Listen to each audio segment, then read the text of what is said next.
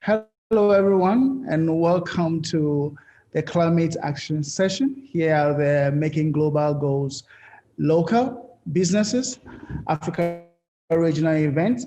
I am Daryl Bosu, and for the next hour, I will be discussing uniting businesses for the Africa we want, decade of action and opportunities.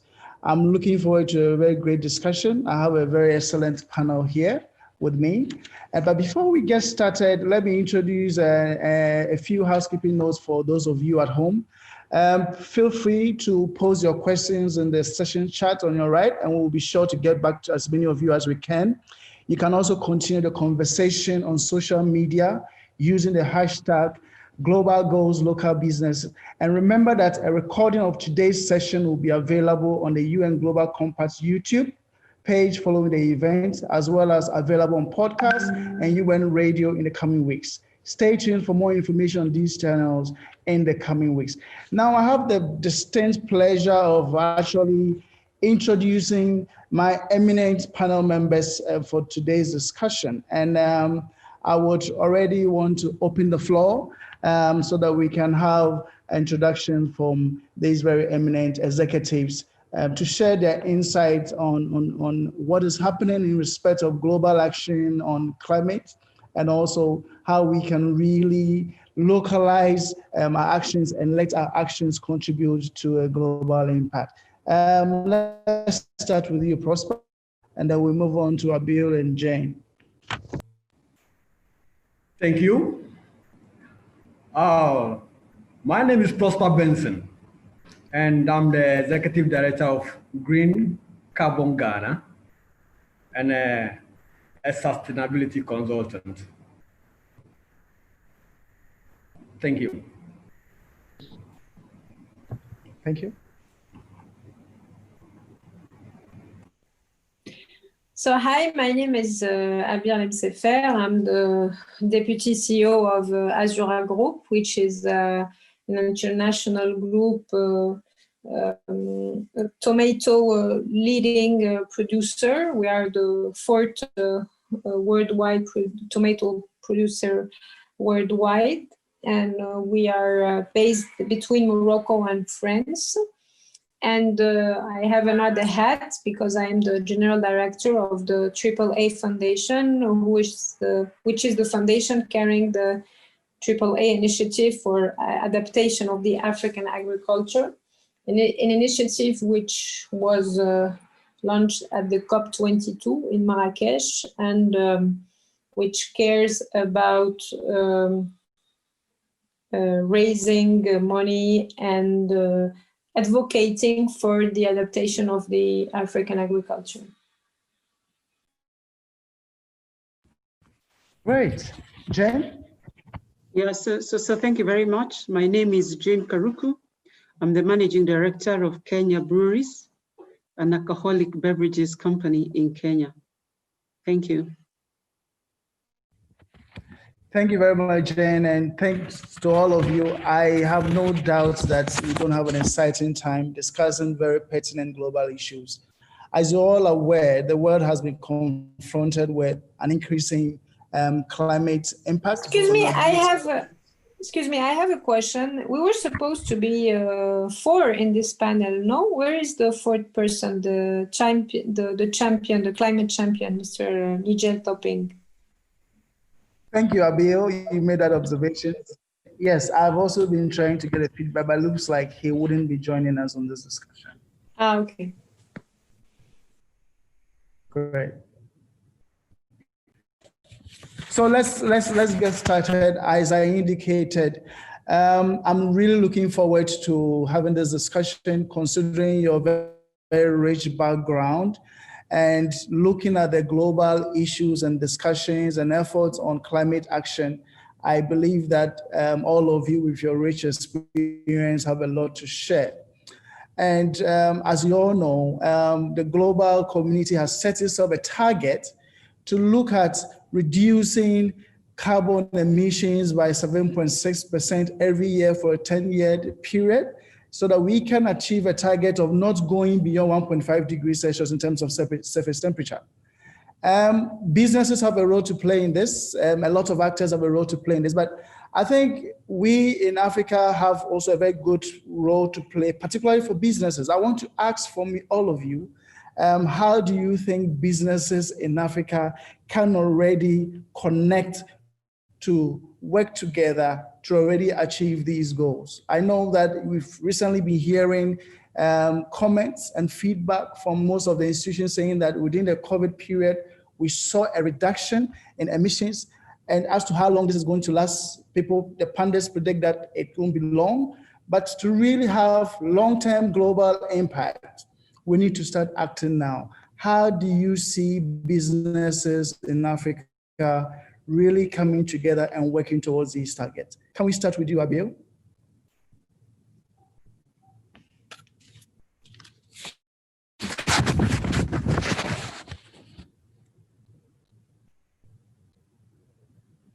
All right, I see Prosper, can you take this for us so that we can already, as we give Abiel time to, yes, comment on that.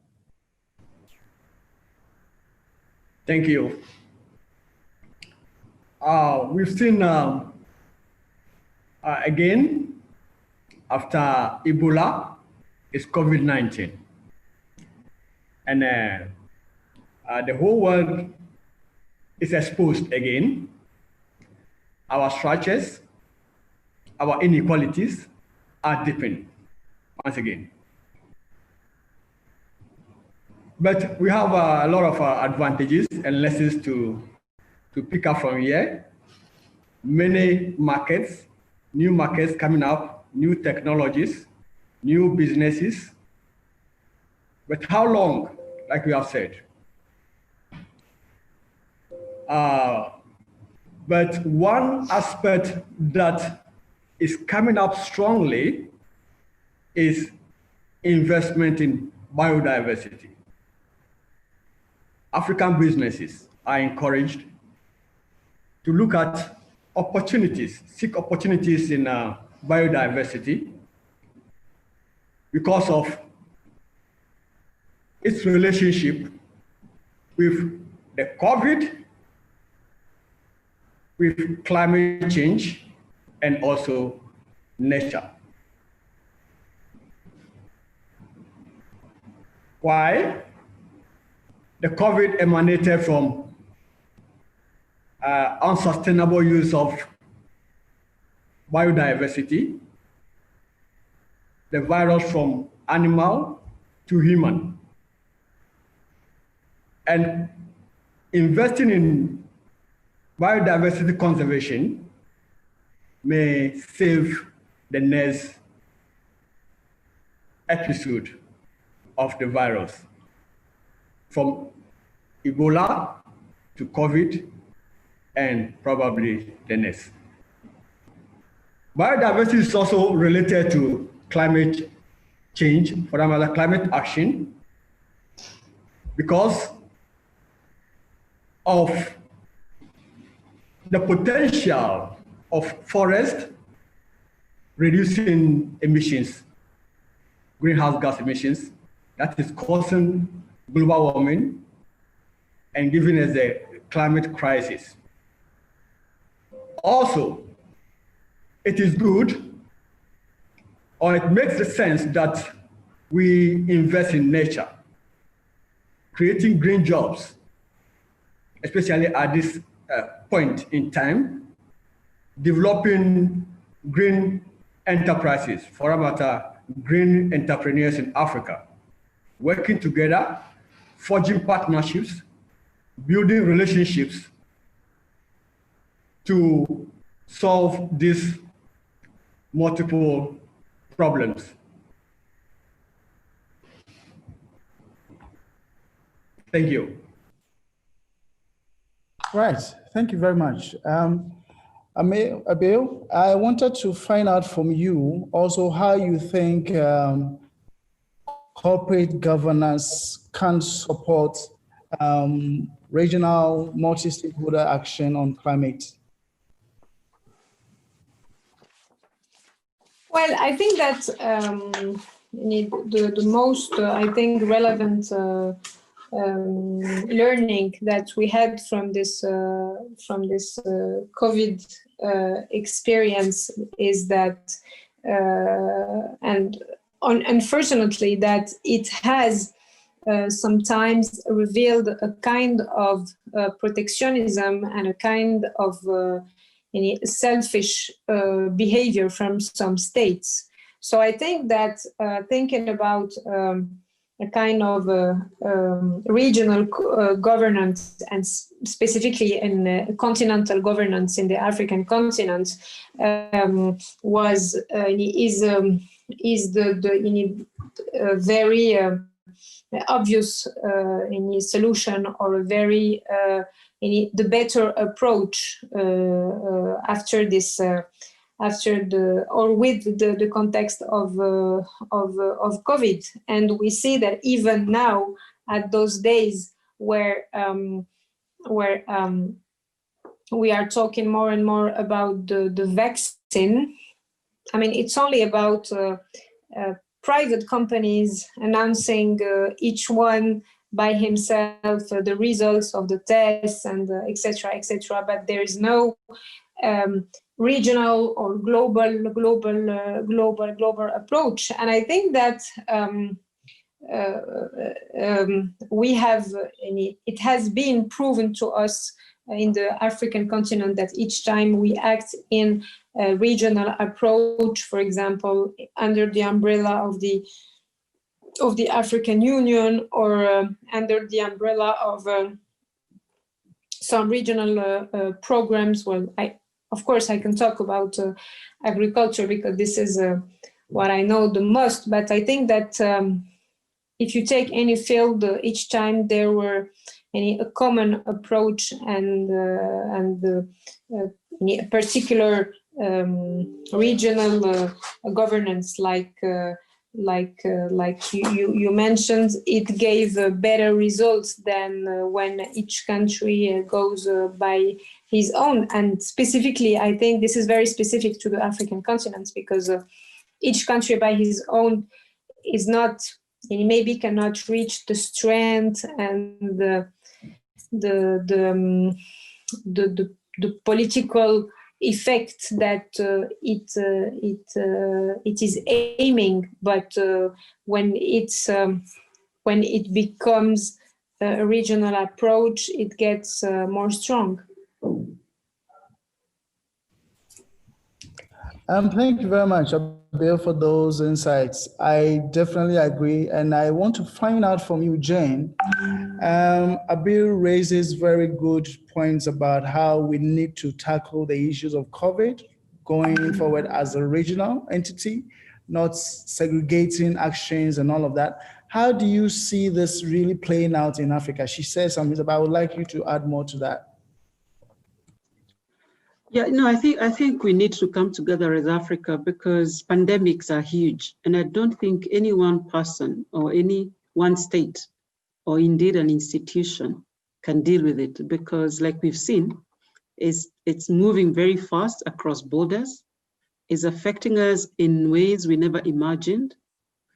So, and a small sort of effect in one part of the country, however far it is, it can have serious ramifications on another, which is very, very many places away. So I think we have no choice but to work together, A, to stop the spread, and B, even research. I don't think any institution alone or country can afford, okay, maybe the big guys, it's very expensive to research and get the right vaccine. For example, if we had started having conversations about controlling COVID, the disease, or research into vaccines, we probably would be somewhere different today than we are. So I think nobody can walk alone in this particular one.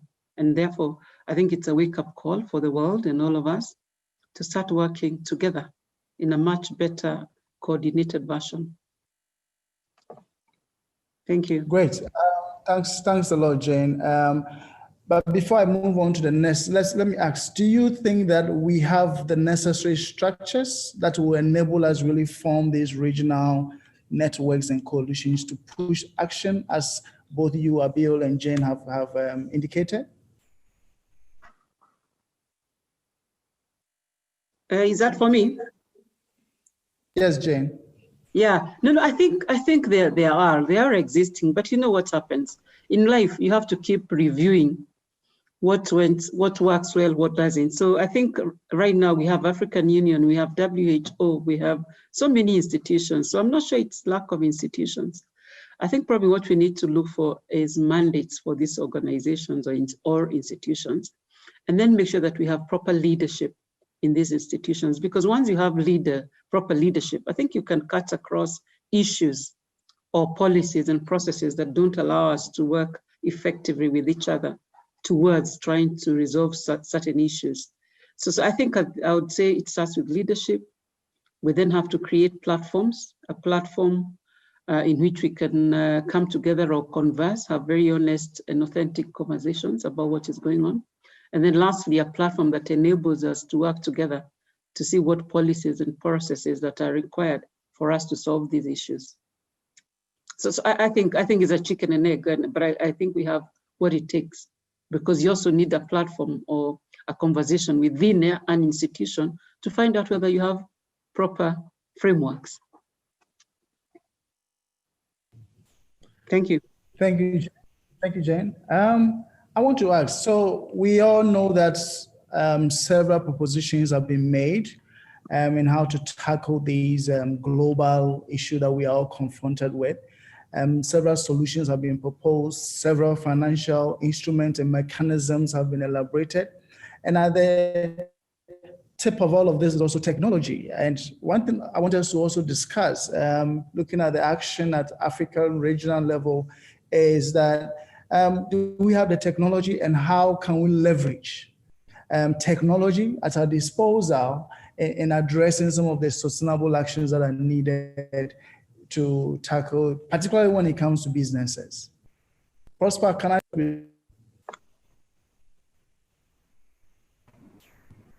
Yes, technology has a lot to do with our current crisis now.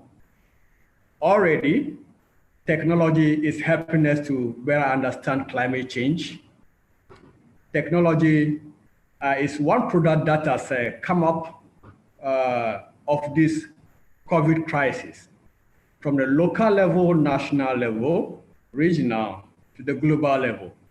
Many technologies are being tested and implemented and monitored and evaluated. I think it's good that all these are worked together to find a common solution to this.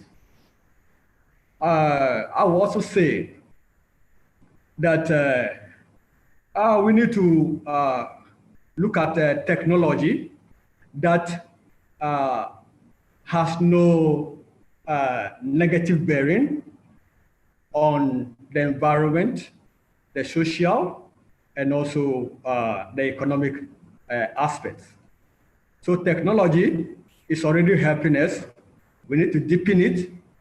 And what businesses can do is to develop research. How many businesses in Africa have R&D, research and development? No, we are mostly SMEs. So we are lacking in that aspect. We need research. We need development. So if businesses can look at those aspects and how the relationship between the academia and the industry, how do they correlate? How do they work together to come with a product, technology products that can solve our health problems, environmental problems, and also social problems economically? Thank you.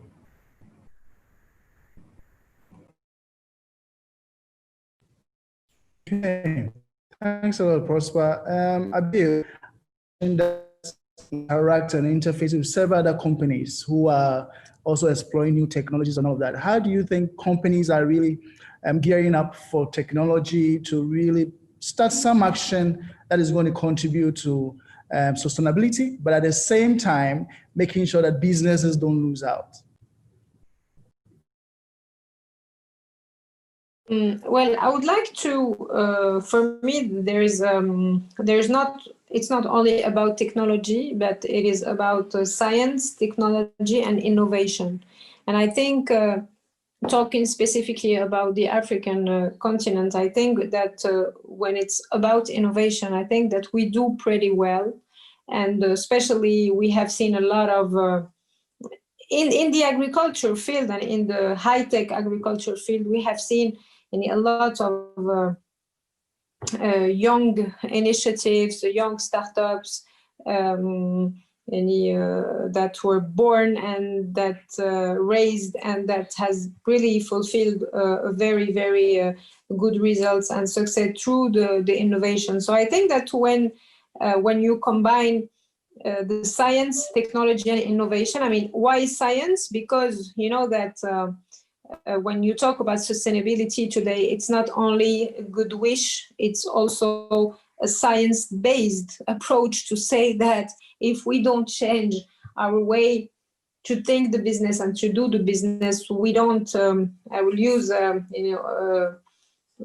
famous verbatim from the former French President Jacques Chirac, when he said one day, we have one planet, we don't have another one, so we cannot change it if we burn it. So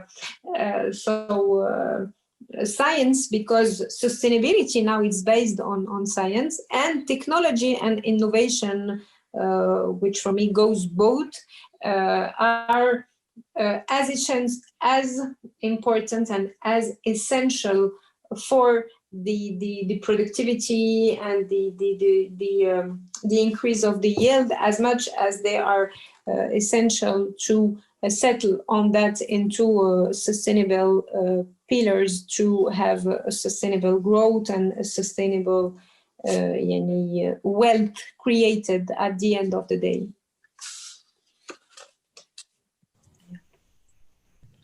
Right. So, Jane, I see Abil brings an insight of science and technology crucial to the discussion, which I totally agree with her. You are a business that works in Africa. I'm sure you've been operating for several years. How is the challenge of technology coming up to you? Because I'm sure you are even being compelled to change some of the products you do. Do you have the technology available to you to make those changes? And how do you see other businesses in Africa also facing up to this challenge of technology? And would that eventually inure to your business, or is going to work against you? Yeah. So thank you. I think I want to address your question in reference to what businesses can do to drive sustainability programs throughout their operations. And of course, technology underpins this. So one is technology, one of course is attitude, and then the other one is just commitment from a business in terms of the fact that they'll prioritize sustainability. And I think that sustainability is no longer a nice to have. It is a must have, especially for businesses to thrive. So if you want to thrive and grow and sustain for the next 100 years, I think you have to think about sustainability. Now, we've been, in my particular business, we've been around for the last 100 years, and we are therefore thinking very seriously about how we survive the next 100, because we've been gifted this by the people who came before us. We also want to make sure that we have an environment that supports this. And the way we do this, for example, is the first thing we do is we make sure that everybody leads in their own small way the sustainability objectives we have in the organization, right from leadership, director level, all the way to the very, very bottom of the person in the organization, and doing it across the entire value chain. So we are a business that obviously is starting from agriculture. So we have about 50,000 farmers. We have NICO, and the other side of the supply, on the supply side, on the trade side, we also have very many traders and a big fleet of vehicles. And therefore we look at sustainability as well as technology that is going to improve our sustainability or to ensure that we are surviving into the future. So I would say that us as a business, sustainability is core to what we do. And if it's, for example, farmers, we do have R&D, where we are always researching in terms of what's the best crop. We deal with barley and sorghum. So what's the best crop or seed, through research and working with universities to make sure that it's using less water, it's producing better, and all that good stuff that scientists do. We also do a lot of education to our farmers in terms of husbandry. Internally, we are doing a lot of work in looking at technology that will help us reduce our carbon emissions. So for example, we've reduced 40% in 07. I think we were the first beverage company in the world to have carbon targets officially recognized as science-based. And then we are committing to reduce the remaining in the next, by 2030. I think the other thing we've done is that we've recently invested in East Africa equal amount, 22 billion shillings, to make sure that we have changed all our boilers from heavy fuel to renewable energy and use of solar. So that is an internal. In terms of the trade, we are even looking at how our trucks are going to reduce their carbon footprint. But even as we are doing that, we are also very close to the Sustainable Development Goals. We are tracking 13 of the 17 within the organization. And this is given to, for example, me as the leader, I own this space and I need to make sure that we are tracking well in terms of the objectives we set up for ourselves. So for example, we have SDG 1, zero poverty, SDG 2. I don't need to go all those, but we do 1, 2, 3, 4, 5, 6, 7, 8, 10, 12, 13, 15, and 17. And then, and I think the other thing that from a technology perspective is reporting. So we do reports in our annual returns, and we see how sustainability has helped us. We commit to use every year 1% of our income in supporting this agenda as well. So I think there are many things. So I think technology is part of it, but I think the investment and the commitment of leadership is probably the most important, because that's when you get resources allocated to this agenda. And therefore, to your question, what companies should do, I think companies need to set targets. That's the first thing, long term, as we are looking at 2030. And I've talked about in terms of power, in terms of water, because obviously we use a lot of water. We have best in class sort of effluent treatment plants to ensure that we are taking back water safely to the environment. So all this needs a lot of money. So companies, first of all, you set targets and then you allocate resources, and then you drive a culture of addressing sustainability goals across the organization. And if you build that culture, then I think that you find the money as an organization, and then you catalyze other corporates as well as other people around you, for example, communities. So thank you very much. I hope I've answered your question. Yes, thank you very much, Jane. I think you've been very straight with that. And I see several companies already picking on some of these great insights you've just provided. And I like the bit where you talked about culture. I mean, that is very crucial. You set your target, you allocate resources, but if you do not internalize all of these as a culture, the tendency for you to move away from your target is great. Prosper, do you want to add to this point, looking at really what companies can do in terms of harnessing technology and ensuring sustainability? I think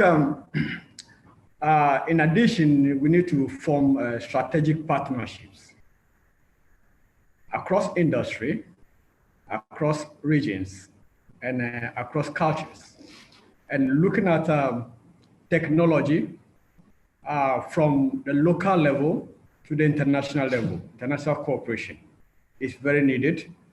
Also needed is the finance to support this technology development. Where do we get the finance? And that support is what is lacking in Africa.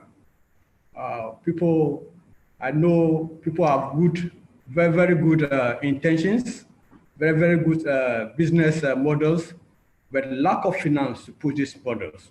Like in West Africa and Ghana, we're trying to work on hybrid electric vehicles to replace the conventional vehicle, and to cut emissions, to create green jobs, to create businesses across. But lack of finance is hindering this progress. So if a global community can work around finance, especially for African companies, because we usually look at Africa business and we say it is SMEs mostly, and they are very stranded with finance. That's what I would like to add to Jane's submission. Thanks a lot, Prosper. I think you've mentioned a very important aspect of the discussion and how companies can really transition to ensure that they don't lose out, but also still pursue their sustainability actions. And so you touch on finance, which is definitely crucial, but I would want to understand from you, Abil and Jane, maybe let's start with Abil, to what extent you think financial institutions, organizations should start prioritizing, and what exactly will you think should be top on the agenda as financial institutions try to roll out resources to ensure capitalization and also to address some of these challenges that businesses are faced with?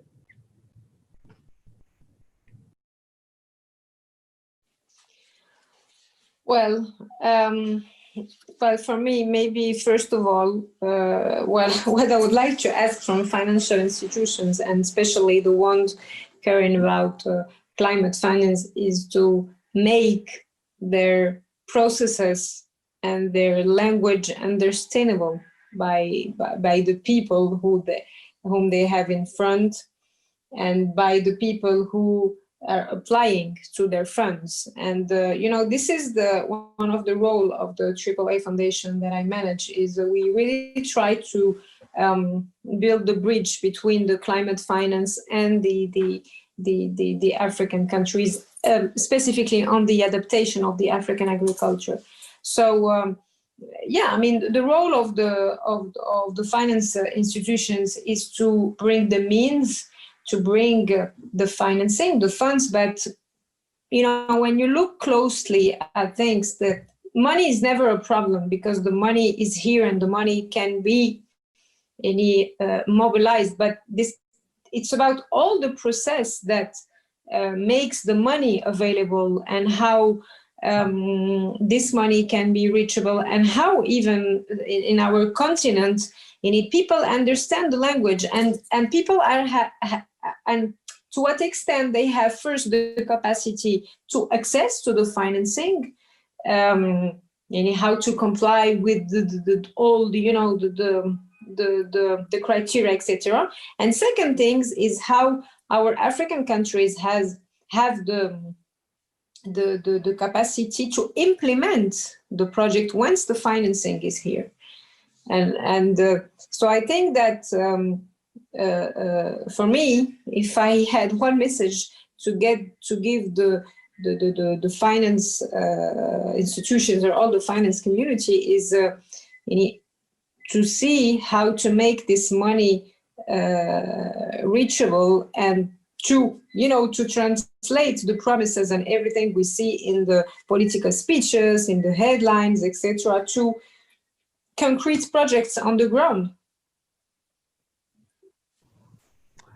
I think those are very, very good points there, and I agree with you that yes, it's not about the fact that the money is not there, but how do we really have access to this finance? And you raised very, very crucial points there. And Jane, you are a company, you have all these aspirations, you have virtually built, set your targets and all of that. Are you really able to get to these financial institutions? Do you think they've prioritized the needs that you have? And if they are not, what exactly do you want to tell them? What do you need from them?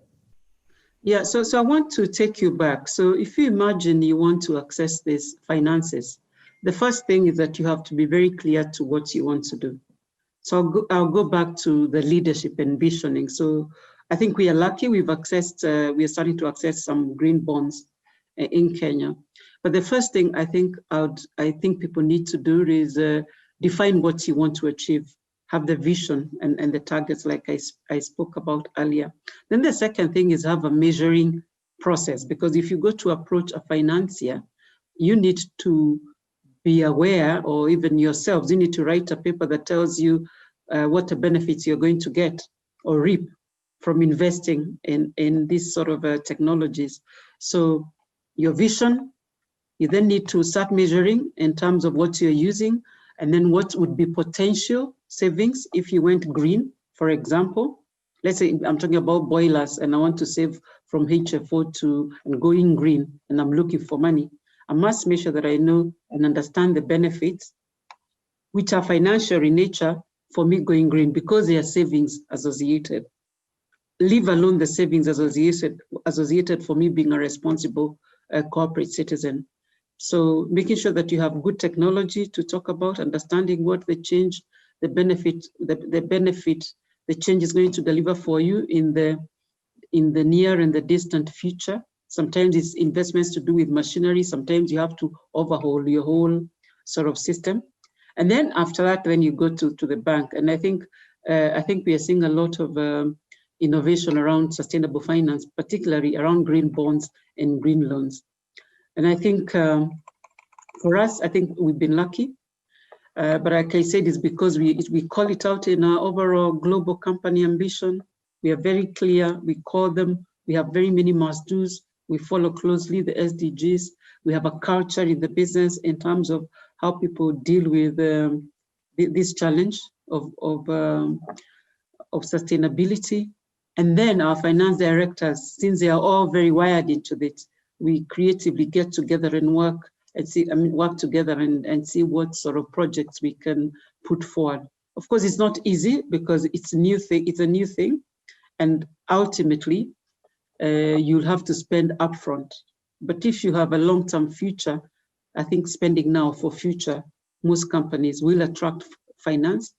They like to do this. And then I think from a goodwill perspective, you get a lot of goodwill. We are discovering that employees are getting inspired and attracted to a company because we are taking care of the environment, particularly millennials and these younger people. So I think as companies, we have to do it. And I think if we set ourselves that it has to happen, we'll do what it takes so we can obtain the necessary finance.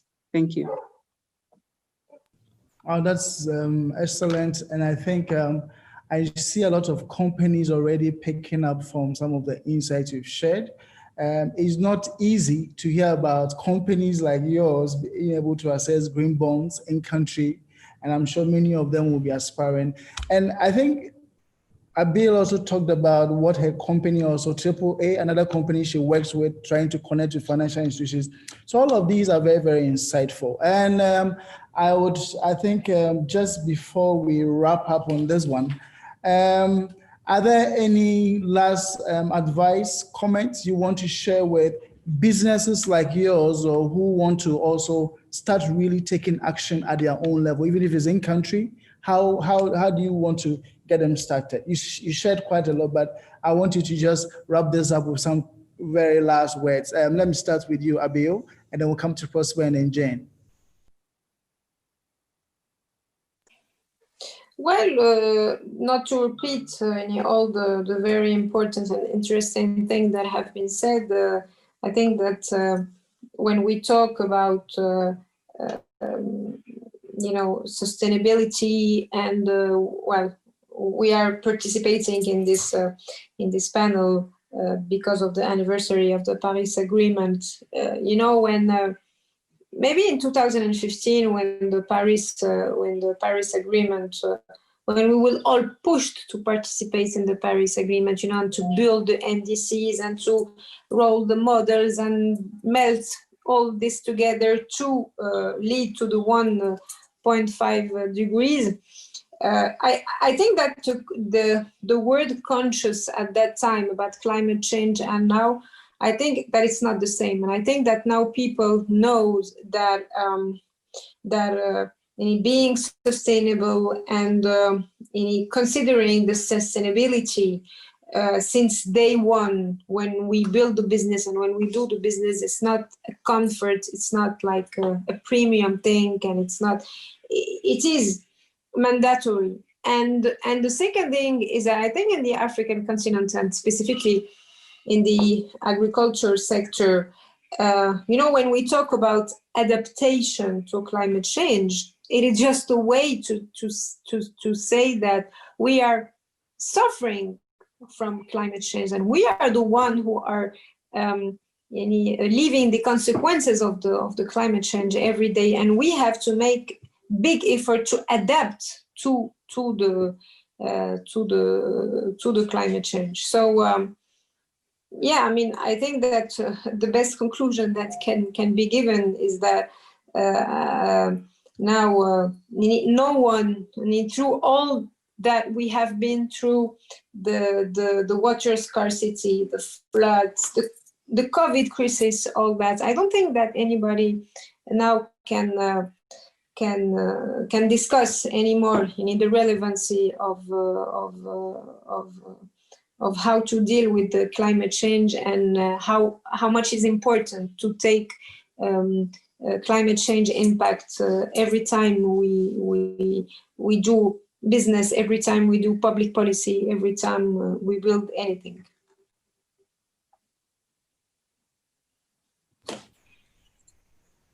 Thank you, Abi. Thank you. I think African businesses have not seen much in terms of climate finance. For example, emission trading. We've not done much in Africa.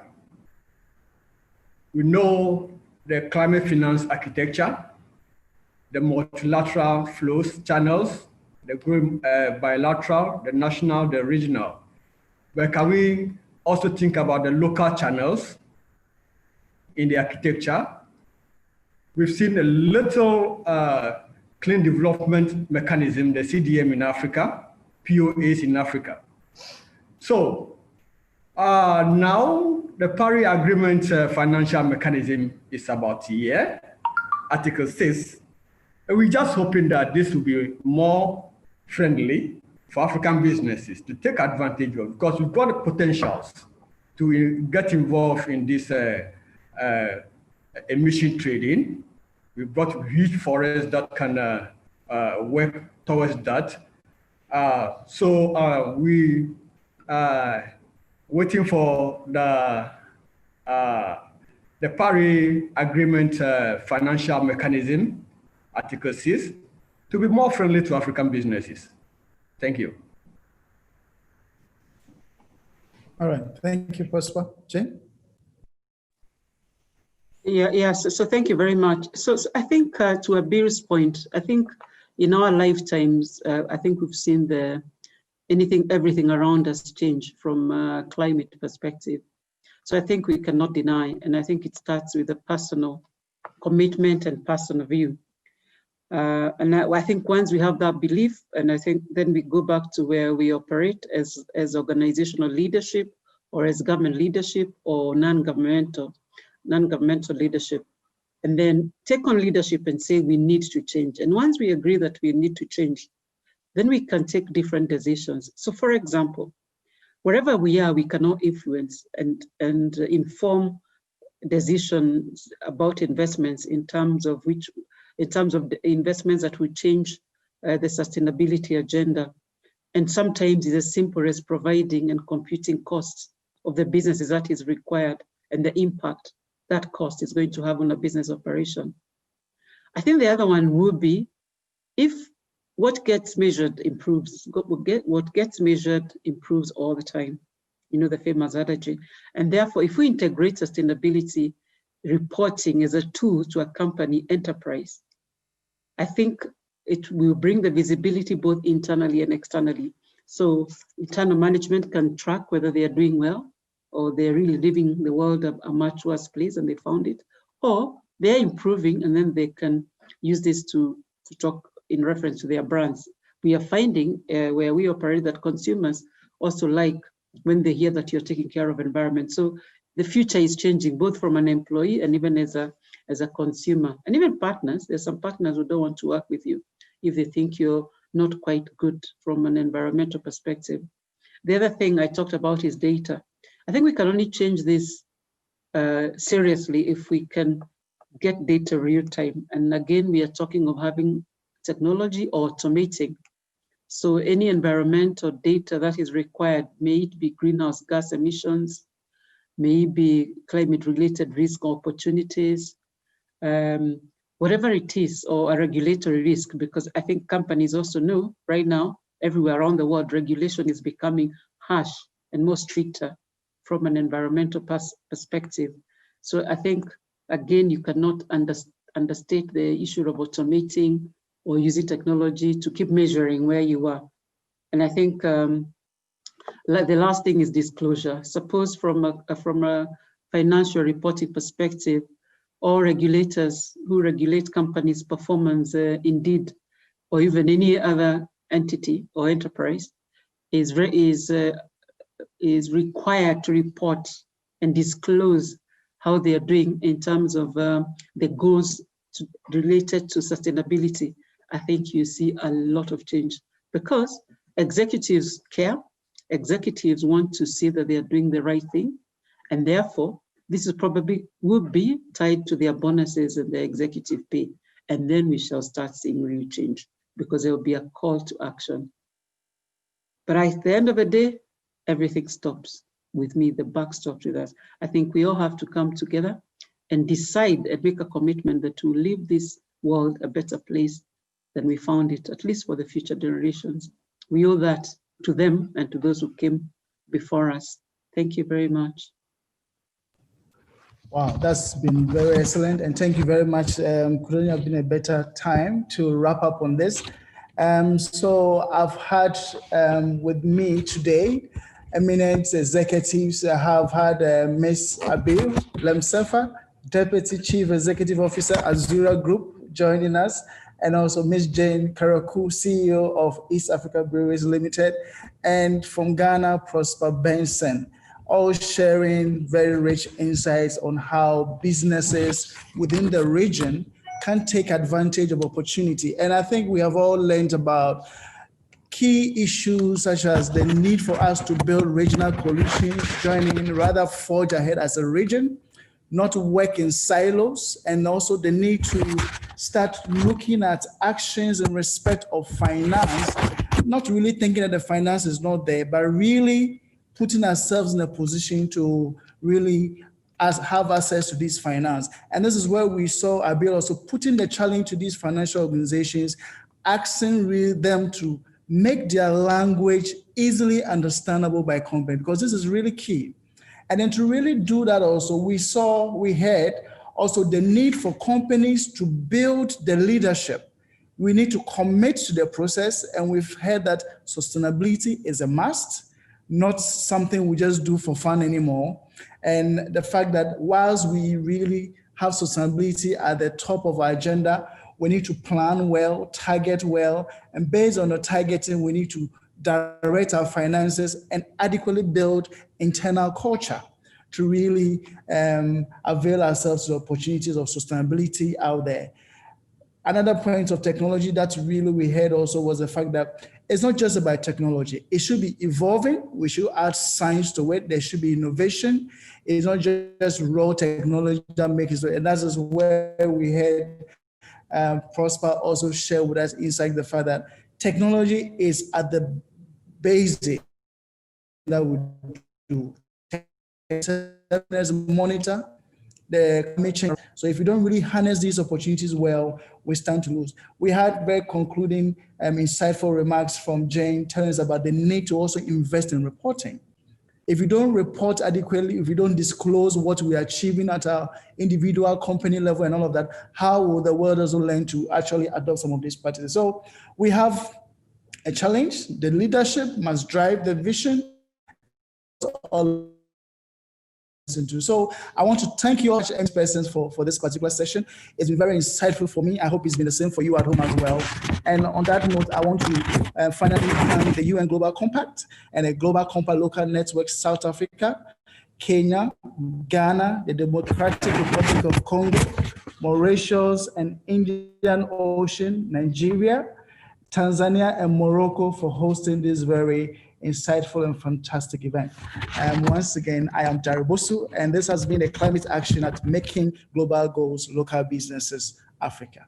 Thank you all very much for joining us, and please share your comments. We'll get back to you on this one. Thank you, and thanks to all of you, my great panelist members. Hello. I'm really sorry I can't be with you in person in Africa. I know you're not meeting in person, but I was really looking forward in my role as the high-level climate action for COP26 to visiting Africa a couple of times this year for the Regional Climate Action Week and the Commonwealth Heads of Government meeting. Nevertheless, we're all doing the best we can in these difficult circumstances. So I just wanted to share with you some thoughts about the crucial role of business in driving climate action. My mission is to work with non-state actors, including businesses, cities, investors, to build momentum on the road to COP26 in Glasgow in November next year. And I share this role with my good friend Gonzalo Munoz from Chile, the country which hosted COP25.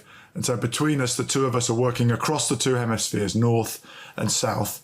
And that's why I'm really delighted to have the opportunity to speak to you about some thoughts about the crucial role of business and the crucial role of Africa.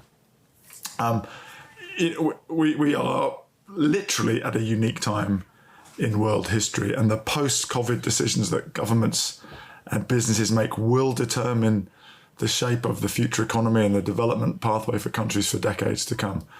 We can either lock in the world to more years of pollution and accelerating climate risks, or set it on course to halve global emissions by 2030 and to build resilience into all businesses, all investments, all communities. And I know which outcome I prefer and I'm working for, and I'm sure you would agree. Let's not miss the chance to make this recovery one which puts us on track to a resilient net zero world as soon as possible. Now, last week you might have heard some key announcements from the UK government, including committing to phasing out the internal combustion engine from 2030. As someone who worked in that industry in the first half of my career, I'm really keen that me and my team are working very hard to engage with the vehicle industry and policymakers around the world to make that a global phase out of the iconic and polluting technology of the oil age. But we need to see policymakers and businesses setting ambitious targets for halving emissions by 2030 and to getting to net zero as soon as possible. But it's not just reducing emissions that's needed. Building resilience, especially amongst those communities most vulnerable to the effects of climate change, is also crucial.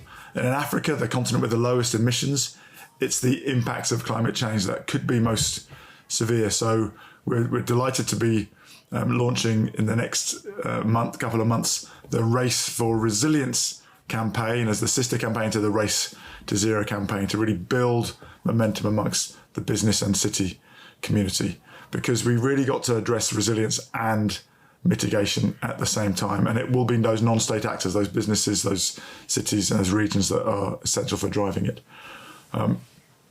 You are operating in a continent which is actively dealing with the effects of climate change, with increased severe weather events, with impacts on food production. And so the world needs more of your know-how and insights around the world so that we all become more. I'm a firm believer that this is not a north-south knowledge transfer. This is a north-south-south, north-south-south. We all need to pull the best of our experience and resources.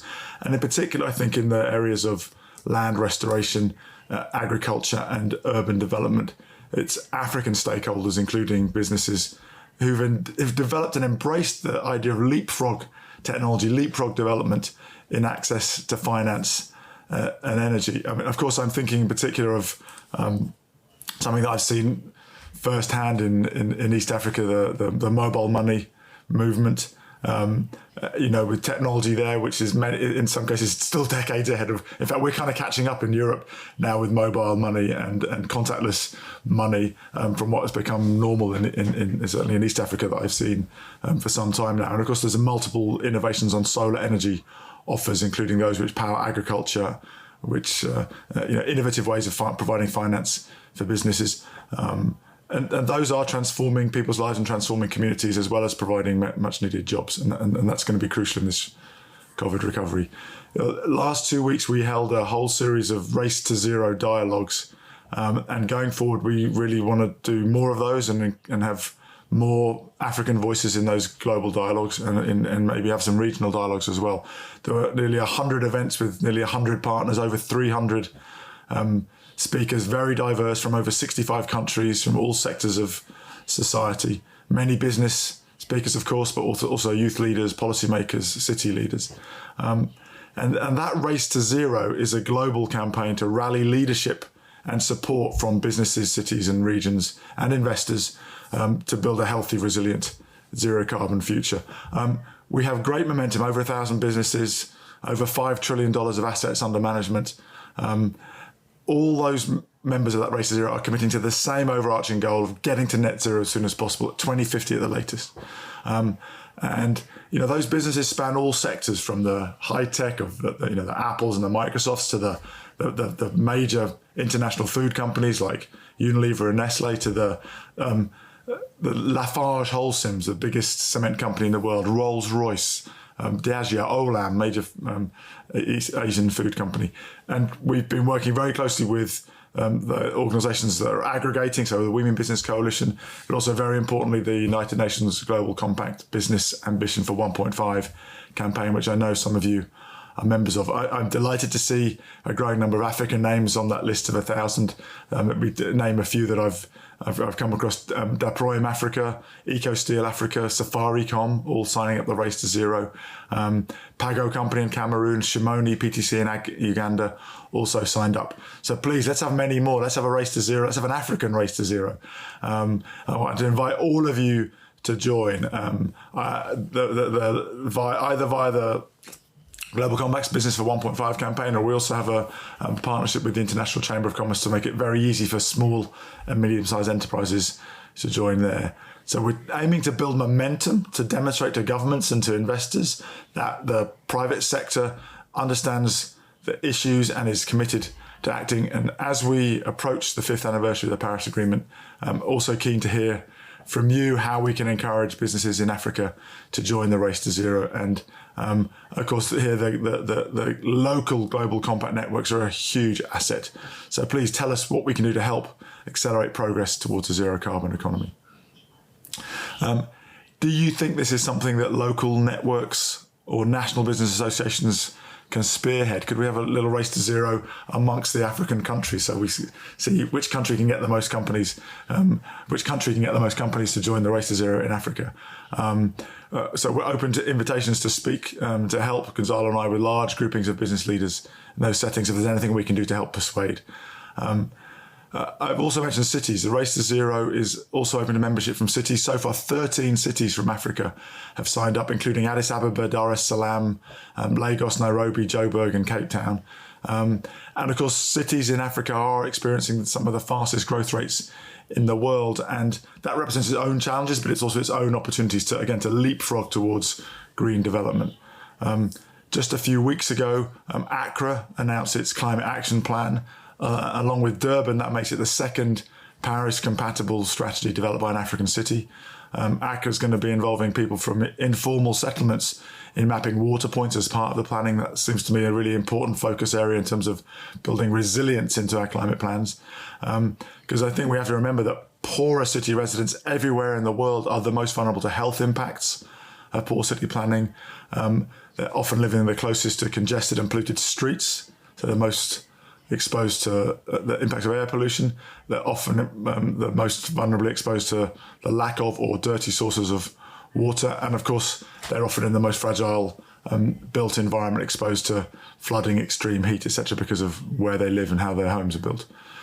So it seems clear to me that achieving the goals of the Paris Agreement and avoiding the worst excesses of climate change is a battle that will be fun. That will be, I think it can be fun, but I mean, it will be won and fought by businesses and cities, by transforming how we travel, what we eat, how we live in our cities, whilst improving equity, air quality, public health and living conditions for everybody.